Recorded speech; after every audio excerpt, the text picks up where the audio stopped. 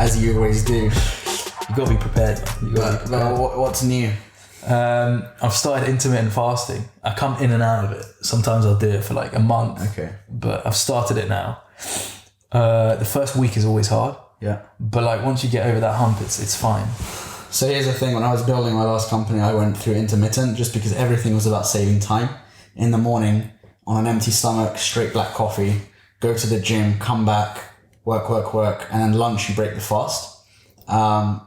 What I realized is I had extreme focus, it was basically very high focused work because, well, they say, I don't know how much truth is behind this, when you eat a breakfast, then your body's digesting the breakfast and it takes focus away from your energy, away from your brain, and it moves it towards digestion and all of this stuff. But last few months I had to come out of it because just like you said, it's not a thing, and some of the real experts in this space say it's not a thing you do forever. Yeah. You come in and out because I realized like I was getting really tired and I felt like my cortisol was really spiked. And a friend of ours on Twitter posted a couple of days ago a funny tweet which said something along the lines of, "Yes, tech bro, I'm now on my 89-hour fast while putting celery sticks in my ears," or something like that. Sniffing celery sticks. This space, it can take things a bit too far, but I suppose we're all geeks and we're trying to optimize for better health, performance. Well, some people it's just performance. I don't think, because that has impacts in other areas of your life, downside, so I don't think that's wise. No, I couldn't train, for example, fasted. I'll train in the evenings when I've eaten. Yeah, it's just easier. But I'm very much all about the holistic health now, so. Anyway. Where's your kombucha? I thought you were going to bring that out on the screen. You're funny. I actually had a ginger shot before this. So, let's get straight to it. A topic that has been in and out of news. Well, every day you go on Twitter, you still see it, but it really was the big thing about 6 to 8 weeks ago, which was sort of mid 2020. Initially, it was introduced early 2020, but then the pandemic hit, and it was created by AngelList, which is owned by Naval Ravikant, who of course we mention every episode, and the other co-founder of AngelList is Babak Nivi, a fellow Iranian Silicon Valley, so also very biased, major props. So these guys, they created the concept of rolling funds, or they created rolling funds basically, and it was announced in summer. So yeah, a lot of people cover rolling funds online, and they cover it. Me and you understand it really well. Great info, very concise and to the point, and gives you what you need. But a lot of people are still confused, especially people new to the space. Even a lot of sort of VCs who've been in the game for 20, 30 years, they're just used to the traditional venture structure of funds. So yeah, me and you, hopefully we can break it down and bounce ideas off each other. Really, what is a rolling fund, and go into all the detail. All right. How do you want to start it then? So give me a very brief, high level, in your view, what a rolling fund is. And the funny thing is, when you Google this, I mean, me and you know very comfortably what this whole thing is, how it's structured. But when you Google it, if you're someone who doesn't know, you may get confused. There's so much stuff out there. You may get confused because people in the space basically say, well, yeah, it's just a fund that rolls. It's subscription, it's a subscription fund. Well, that's literally what it is, right? A rolling fund is a fund that has rolling amounts of capital coming into it, just cash that comes in a rolling nature. Yes. Why is that so amazing, though? Okay, so before we go into this, we both share our points. Let me first strip it back and take it to the traditional venture fund structure, right? So before we actually get into that, AngelList are known for a variety of products they've created. This is the latest one. Before this, they had AngelList syndicates. AngelList syndicates is where a bunch of, and for anyone that doesn't know, please check out AngelList. You probably find out much better info online than we can explain. They're basically pioneers of this space of every type of early stage investment that you come across. They're basically the godfathers of, you could say, early stage Silicon Valley in a sense, a one-stop shop that does everything. But these guys, they created AngelList syndicates a few years ago, which is a bunch of investors come together. Each investor maybe can only put in 5K or a small ticket size, 5K, 10K. And collectively, let's say, just as an example, it's 500K total. That 500K angel investment goes into one company only, one early stage company. And the problem with this is, it's not a problem, it's great for some people, but it's not very diversified. Some people seek diversification and different structures. So after AngelList syndicates, after AngelList syndicates, AngelList did the traditional venture funds at AngelList, which I'll get onto shortly. But the real innovation there was to make venture funds as small as possible. So usually when you launch a venture fund, you deal with legal costs, accounting costs, and back office costs.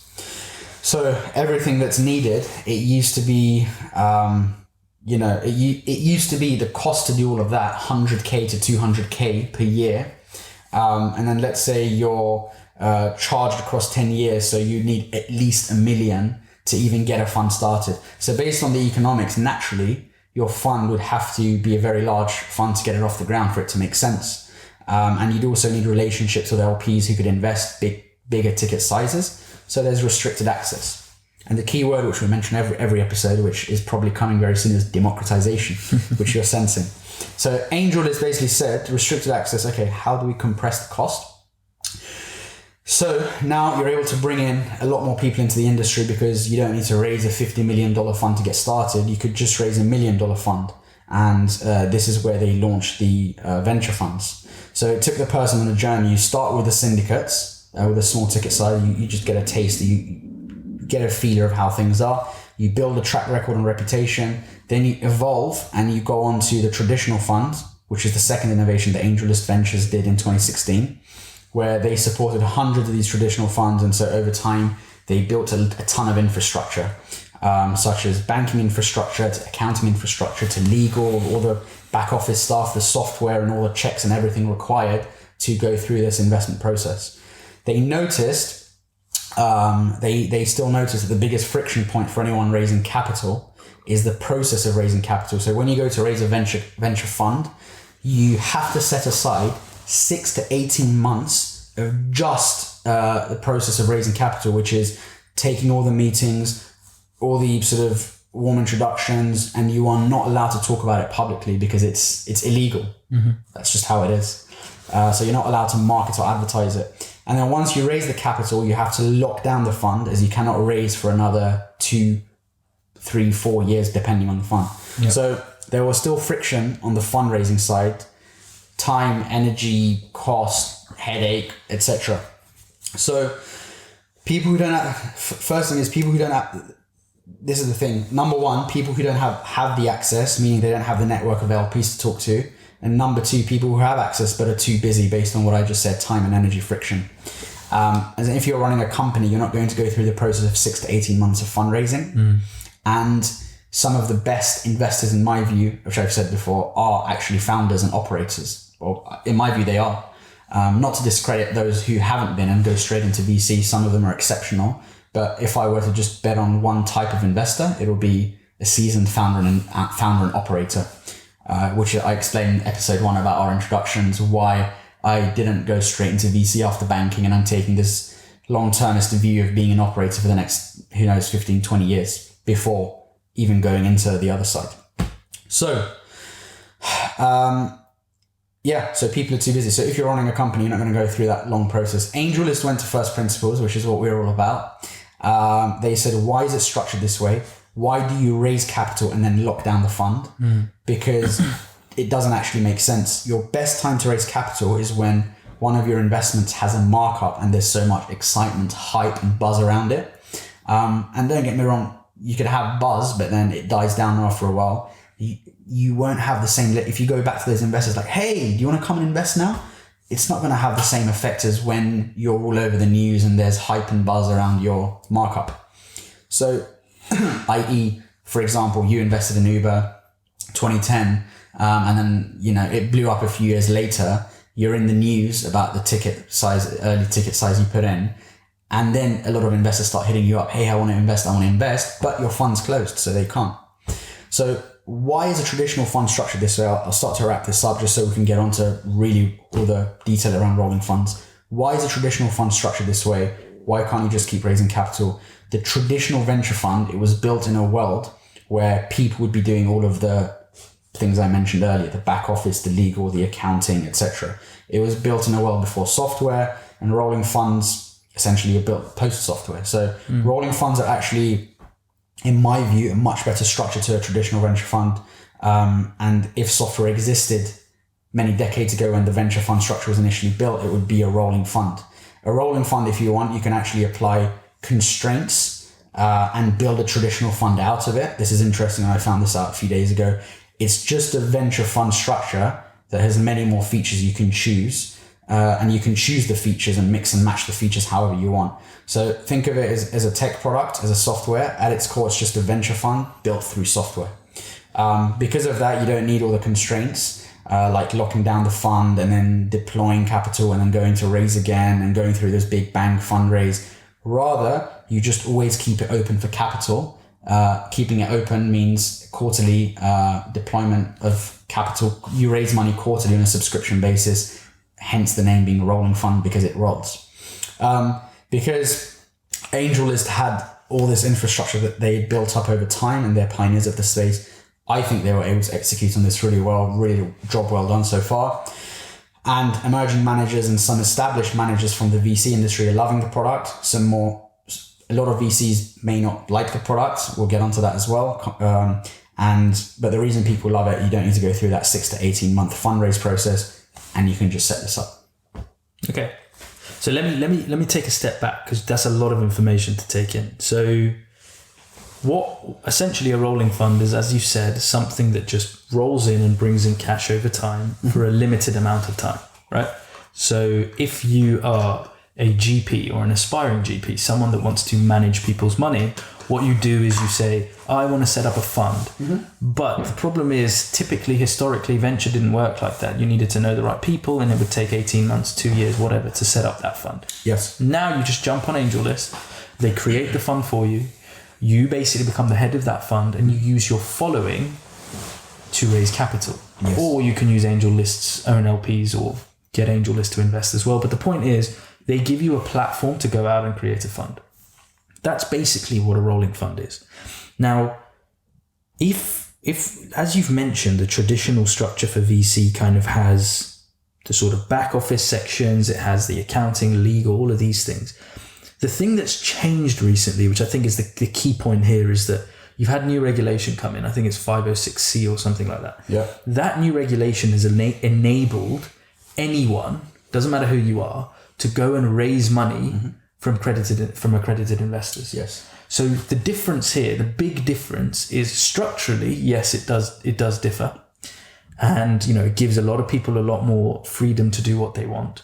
But the key difference is the fact that now anyone can set up a fund, and any accredited investor can put money over a period of time. Yes, and just before you carry on, just to quickly explain to people what an accredited investor is based on AngelList's requirements, and they actually vet people.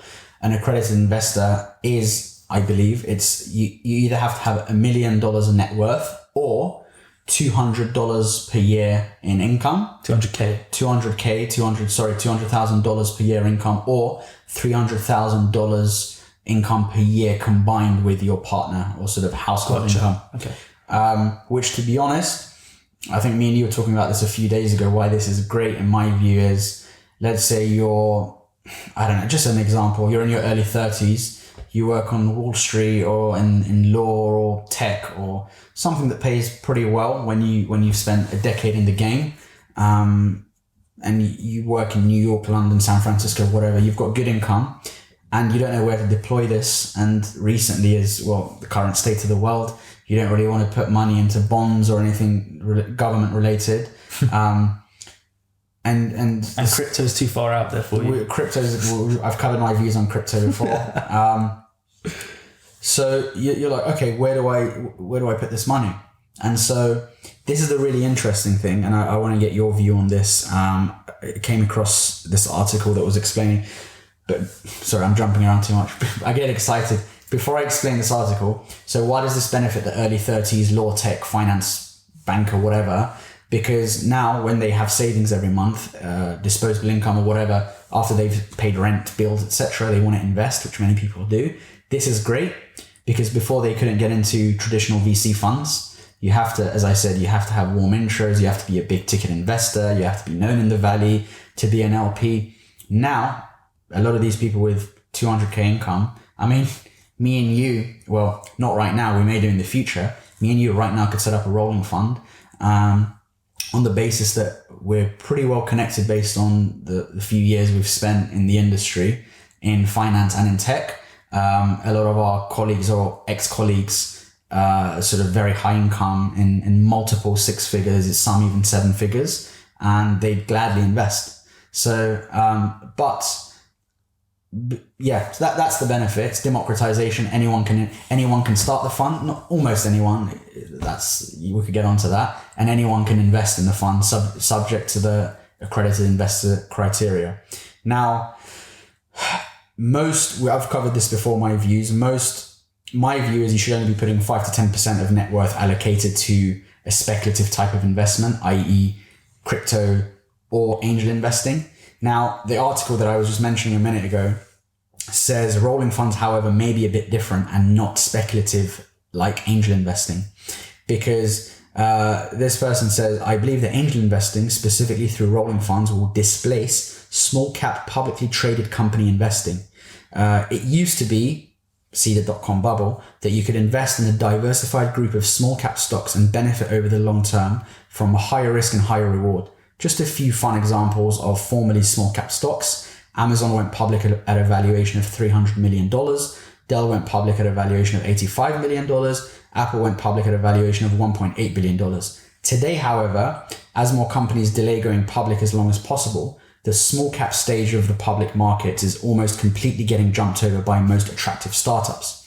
In the most extreme example, Uber was valued at $82 billion when it finally went public in 2019. In this new world, investing in a rolling fund or a fund of startups may be a good strategy for investors who have the same hypothesis that small cap investing is not what it used to be. This is not investment advice, by the way. I'm just reading this article.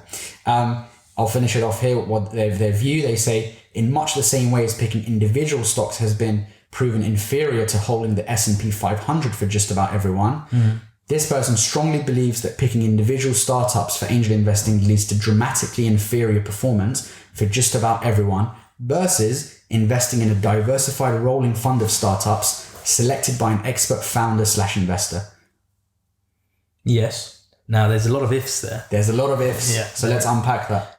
So I think the key thing that was being spoken about there was diversification, which is fine. But why are these investments better than small caps? And I think the argument the article makes is that the kind of investment decisions that GPs can make that sit within rolling funds, these really high caliber founders and people that understand the space and have connections, is far better from an early stage perspective because they know the space and they know what they're doing. So essentially all it's saying is take your money that you were going to put into those small caps that you probably don't know as much about and give it to someone who knows a lot about this stuff to invest in things that are they know more about but also are hotter, that are more likely to blow. Now that puts a lot of the if really comes about because they put a lot of impact and a lot of emphasis on the importance of that GP, of that investor, of that founder. I guess the more important thing that this article is kind of going over is that you have with LPs, with investors, the option now to spread your investments across the types of companies historically that you wouldn't have been able to diversify across. What does that mean? It means that today I can go and find a rolling fund for someone who I trust, and I can put into them, give them small cap investments over a period of 2 years or whatever the period is for your rolling fund, and you will ensure that or the GP will ensure that money will go to not stocks but companies that are high growth or hyper growth in many situations, and that can actually give you returns that are higher than you would find in the markets. So I think that's the key element, and I think it's building on one of the benefits that come from rolling funds. You've mentioned a few in your starting kind of pitch, if you will, but the interesting thing around the benefits are it actually benefits both GPs and LPs in similar ways. And it does it across 3 different sections. So from all the articles I've read and all the stuff we've looked at and all the videos we've watched, it really just boils down to 3 big things. And the first one is democratization, as you mentioned. The second one is diversity. And the third one is more so around the sort of democratization of the space. So if we take the diversification point, which is the point you raised, the reason it diversifies is because as an LP, instead of taking that 200K that you were going to throw at a VC, right? Historical, traditional VC, number one, look, good luck getting yourself on the roster to invest in those things. Those are really exclusive. But number two, if you did get into them, that money that you put in, as you already mentioned, goes to one company, right? Now what you can do is you can go and find 5 people, 5 founders, 5 GPs that are doing really well, that know the market really well, chuck the money at them, and they'll go invest in 10 different startups each. And you've already 100x'd your exposure to companies, right? So it diversifies for the LP. It also diversifies at some level for the GP, which I don't think anyone's really picked up on. The reason it diversifies is it gives you access in a business context to a lot more people. And that's both from a founder perspective, i.e. the people that you're investing in, the companies that you're investing in. But it's also from an LP perspective. You actually go into business with people that you trust and they give you cash, and that builds your confidence, and therefore it diversifies your ability to do well in business. So I agree with all the points raised there on that article and that you mentioned. But 2 things that I think it misses, and I think there was one article that picked up on this, but it picked up on it quite minimally. It wasn't as detailed as I'd like to see it, which is the idea around diversity. When you give money to a GP, the likelihood is, if you're an investor, the GP that you want to be giving money to is going to be someone like you. And the reason it's going to be someone like you is because you don't trust just about anyone with your money. You trust people that you like and that you admire.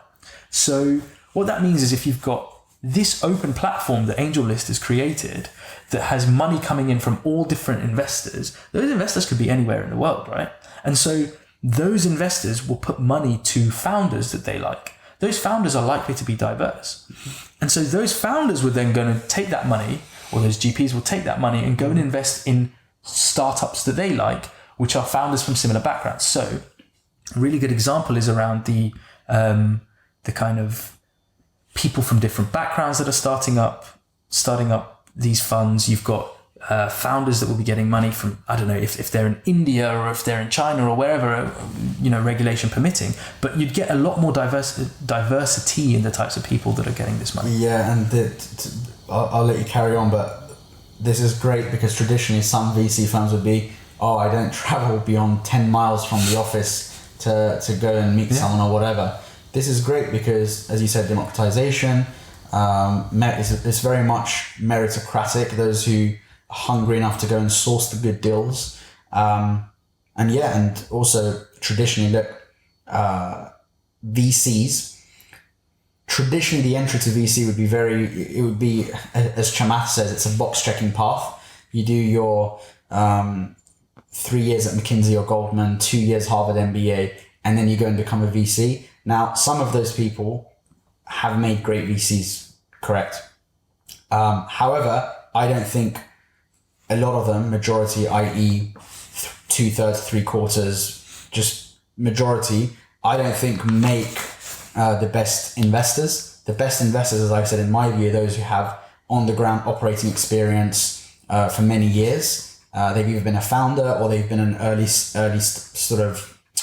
stage startup employee that they've been part of the journey all the way from early stage to, let's say, unicorn status. So it's great because it puts money in the hands of those who have access to and also here's the thing, a lot of VCs come in at series A, B, C, let's say. This is more to do with pre-seed and seed stage investing. So some people are saying, VCs are not liking this, a lot of them. Some are loving it, but they're saying a lot of them don't like it because they see it as direct competition. Firstly, the amount of funds and capital in the sort of rolling fund space is probably not a drop in the ocean compared to the funds in the VC space. Secondly, it's not necessarily direct competition because VCs are more Series A and beyond. This is more pre-seed and seed stage investing. That's true. I mean, you picked up on a couple of points there, right? So there was an article by Seth Levine, who's an MD at Foundry, right? He wrote this article about LPs. So your investors will typically look to invest in top quartile VCs. They only want to put their money where they know they're going to get a return. What that means is, to be a good VC, you need something like 3x, or at a net level 3x returns, which is with fees probably 3.5x gross.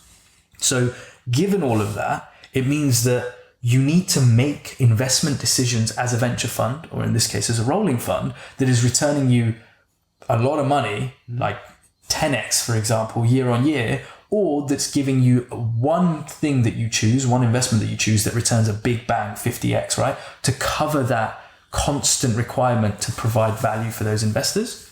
So not everyone can do that. Not everyone can find and generate the value that comes in the VC space. What this gives is, to your point around democratization, the ability for LPs to put money, for LPs to get involved with funds that perhaps traditionally they wouldn't have been able to get involved with. But also it means that those really hard to find and hard to generate leads that enable people to make 50x returns are actually democratizing as well, because more people are entering the space to get in. So there is a level of competition, I'd argue, from that perspective.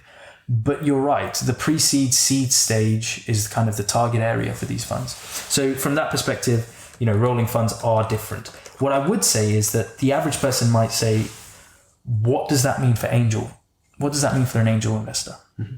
Because typically what we're saying is, you're not competing against the VCs, you're competing against the angels. There was an article by Nikhil Basu Trivedi, and he really articulated well what a solo capitalist is. Mm-hmm. It's basically kind of talking. I think this was last year this article came out, so this was before the rolling fund was actually developed. Mm-hmm. What he talks about is the rise of the solo capitalist, which is essentially a super angel. People that write checks of greater than 50 million. People that are the only GP as part of their business. So similar to rolling funds, but different in the sense that they're writing bigger checks. Yeah. And different in the sense, similar in the sense that their brand of the fund is the same as the brand of the GPs. Mm. But where this is different is that because they're the only member of the investment team, these super angels have managed to now build a following and gain traction in the market to the extent that they're now able to target VC or Series A level investment, Series A, B, C, whatever.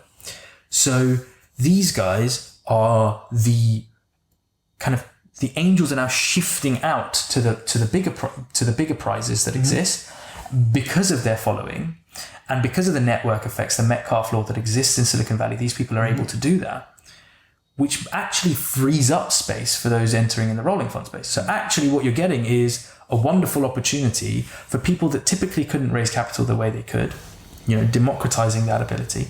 You're getting people from more diverse backgrounds entering the space, and you're getting a whole lot of diversification in the terms of types and number of investments that you're doing.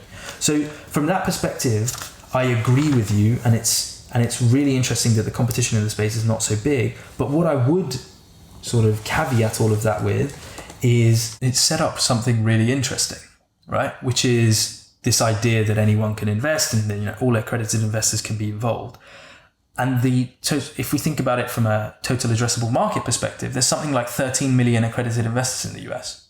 So actually, the competition doesn't sit with the VCs or the angels in that sense. It actually sits with the entire scope of accredited investors that could take a small cap investment and put it in a rolling fund. I think VC has a 3% penetration rate of all accredited investors in the US. That's really low. But even if you take 0.5%, you're still going to get a lot of money flowing into this space. So from that perspective, I think the total addressable market is good. I think the competition is relatively low. It's a new market in and of itself. But I have a question for you. So we've spoken about what the benefits are. Yes. We've spoken about kind of how AngelList brought this about. And hopefully we've articulated in quite a simple manner how rolling funds work and what they are. What's wrong with them though? Okay, before I get onto the downside, because you said a few things I want to touch on as well. One, where you touched on the diversity, democratization, various fund managers now able to have a go at this versus being a traditional, let's say, box checker, or not even a box checker, a seasoned VC who's doing great, but you just don't have access to get in.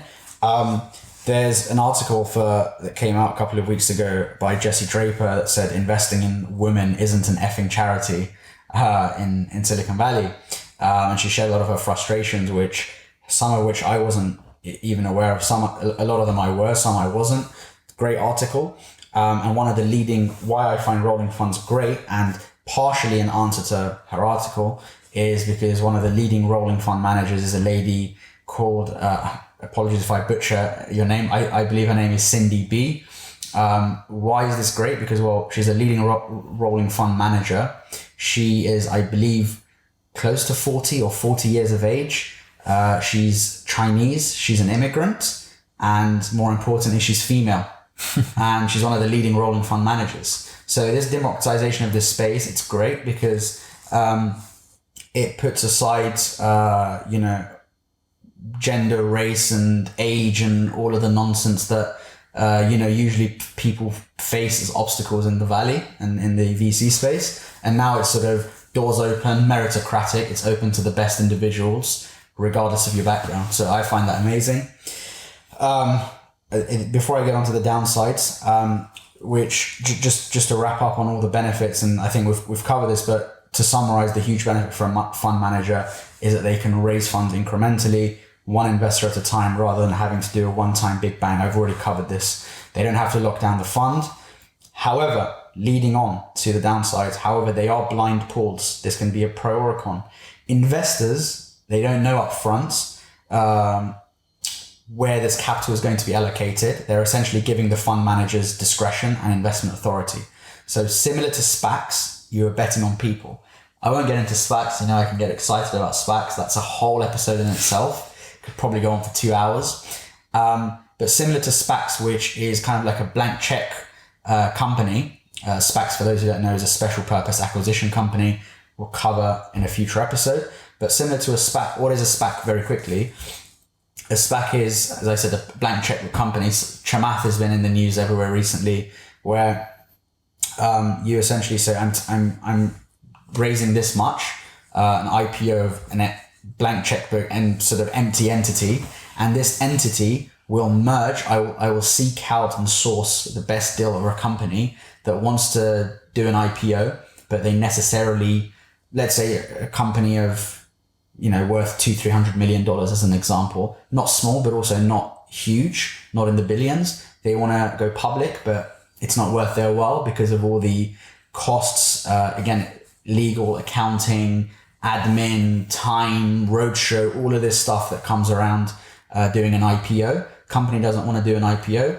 Chamath with his SPAC, special purpose acquisition company, which is a blank checkbook, comes along. He's raised money from the public markets because people have trusted him. And his blank entity, his empty company, sort of merges with, recently it was with Open Door, I believe. And he's done Clover Health recently as well. Yes, correct. And essentially he merges with the entity. So through his entity, the company goes public without having to go through the arduous process of doing an IPO. And they leave it all to Chamath's entity to handle the legal, accounting, back office, admin, etc. Sound familiar? Well, yeah. Yeah, rolling funds, except this is more so for early stage companies. So you're essentially, to get onto the downsides that you asked me, this could be seen as a downside in some people's opinion. Similar to SPACs, you are betting on people. So you don't actually know where those funds are going to be deployed. And some people are saying, okay, well, it's all good. Some of these, investors are founders and operators. They have a ton of experience, but they don't have a ton of investing experience. And sometimes with investing in tech, well, usually it takes many years for you to see the results, 7 to 10 years, some cases even more. Mm-hmm. So how do you know if they're good? So a lot of this comes down to, which is my favorite topic, is the mental models that you use in identification of a good investor. And again, even the experts of the experts would get this wrong many times, which is why it's probably a wise idea. If you are going to do this, you deploy funds across a few different rolling funds just to diversify the diversification, if that makes sense. Yeah. Because each rolling fund manager invests in various companies and you're investing in various fund managers at the same time. So yeah, it can be a downside. In history, when you study a lot of, going back to Munger, Buffett, even Ray Dalio mentions this, the study of history, human behavior repeats itself. There have been instances whereby people who have been very trusted and valued for many decades then go and do something a bit shady or sort of it's not legal or moral or ethical or whatever. So there's a chance that could happen, who knows? So it's more so you're betting on people. There's no fundamental, deep quantitative analysis of numbers and Excel sheets and what some people in finance may be used to. This is just purely relationship-driven, gut feeling. And a lot of these rolling fund managers, they're raising funds from people they don't know, just based off of their reputation, personal brand, and social brand that they've created on platforms like Twitter, which is where the VC investor Twitter tech community spends their time on in Twitter. It's not actually LinkedIn. The majority of them hate LinkedIn. Twitter is where it's all at, and where some companies have literally raised 8 figures plus in VC money just through Twitter DMs, which is where relationships build. So it could be a pro and a con. The pro is if you know the person very well. As Naval says, I think at the time of recording this, we have this quote on our website, play long-term games with long-term people. Relationships similar to everything else, compound long-term. So if you know the person, if you have a relationship, if you've done your diligence, then and your gut feeling is I'm going to do it and it's money I'm willing to lose.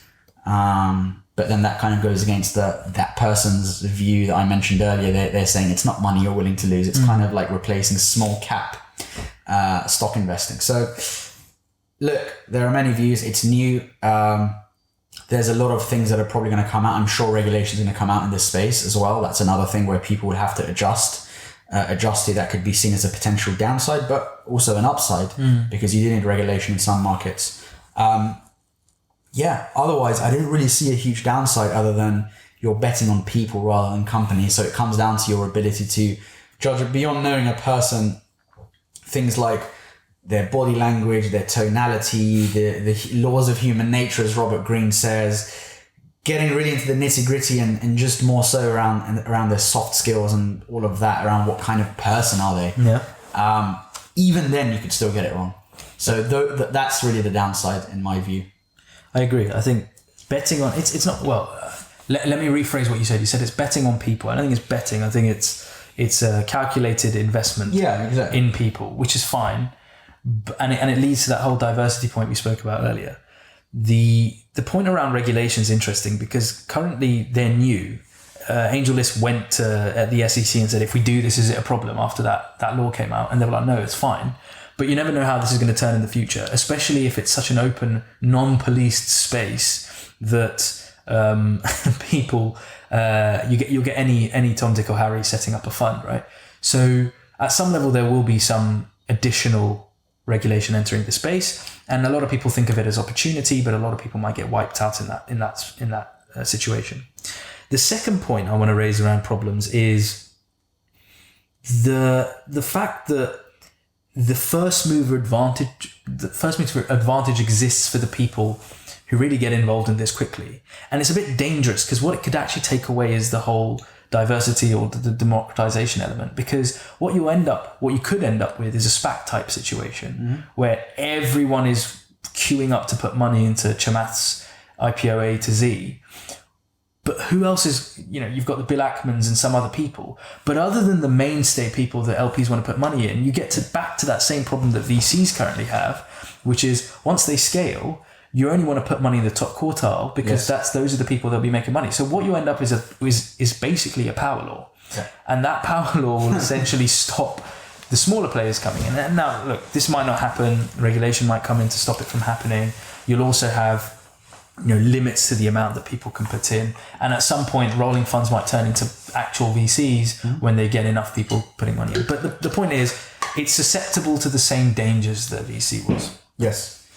And yeah, I probably should have said this at the start. None of this is investment or legal advice. But yeah, look, do your diligence. If you have the funds to invest on a quarterly basis, do your diligence. And I think we've pretty much covered everything. We've covered we've covered the problem that they sort of, what the problem is in traditional venture, what rolling funds do to fix that, pros, cons. Yeah, anything else you want to cover? No, that's I think we've covered everything. Yeah, and of course, we're going to have a ton of guests in the future that talk about rolling funds, traditional ventures, SPACs, etc., etc. So we'll cover all of this in more detail in the future as well. If you have any questions, let us know. Any feedback, we love constructive criticism.